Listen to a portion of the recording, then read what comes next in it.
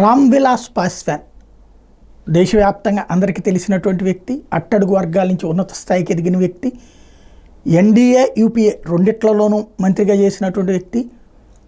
ఆయన కుమారుడు ఆయన మరణం తర్వాతన చిరాగ్ పాస్వాన్ మాత్రం మోడీ అంటే అపారమైనటువంటి అభిమానంతో ఉంటారు, మోడీతో కలిసి సాగుతూ ఉంటారు.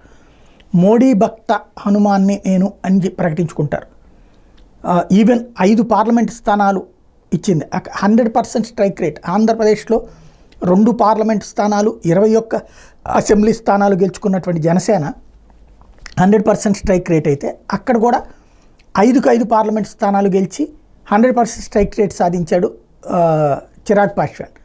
అయితే తను ఇప్పటికి నాకు చాలా ఇచ్చారు, నాకు ఇంకేమీ ఆశించట్లేదని చెప్పారు. కానీ చిరాగ్ పాస్వాన్ని కేంద్ర క్యాబినెట్లోకి తీసుకున్నారు. ఎల్జేపీ వ్యవస్థాపకుడు రామ్ విలాస్ పాస్వాన్ కుమారుడికి రాజకీయాల్లోకి వచ్చిన చిరాగ్ తొలిసారి కేంద్ర మంత్రి అయ్యారు. మోడీకి హనుమంతుడు లాంటి వాడిని చెప్పుకునే చిరాగ్ రెండోసారి లోక్సభకి ఎన్నిక కావడం ఒక ఎత్తు అయితే, మంత్రివర్గంలో ఖచ్చితంగా తనతో ఉండాలని మోడీ ఆయన ఎంకరేజ్ చేయడం అన్నటువంటిది ఇంపార్టెంట్.